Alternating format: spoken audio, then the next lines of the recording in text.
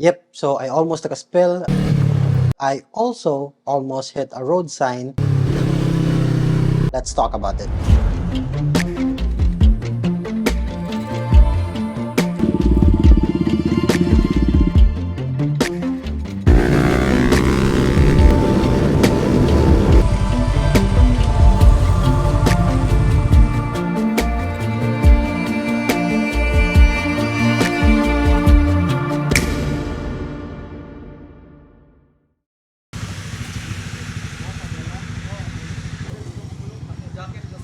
The weather wasn't really on our side in this ride. We encountered a lot of heavy downpours, and because of that, we had to modify our itinerary a little bit.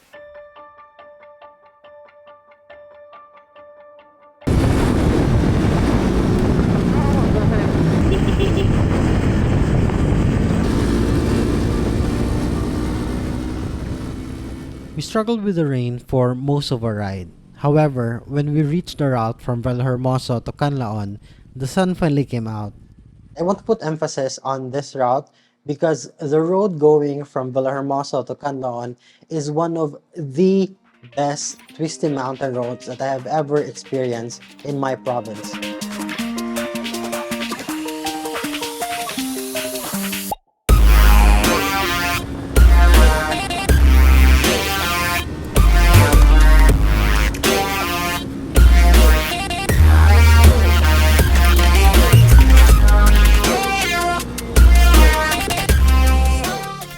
I was literally shouting inside my helmet because it was so exciting. I wasn't going that fast to be honest, but the feeling of leaning your bike, feeling the foot pegs very near to the ground, feeling the tires respond well to the road, it was a lot of fun. But that quickly came to a halt when I realized my front brake was losing power.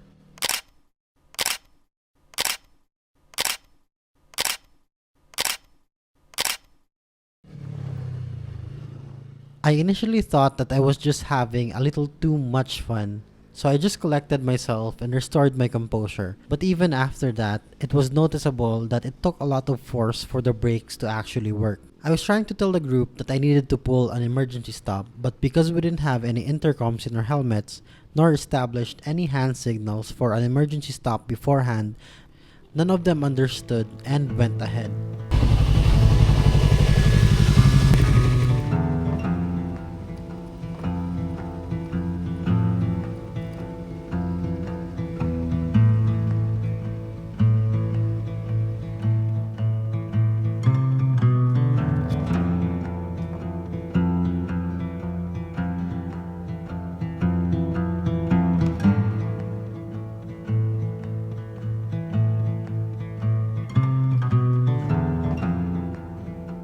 I texted the group that I couldn't finish a trip, not with such a crucial component missing from my bike.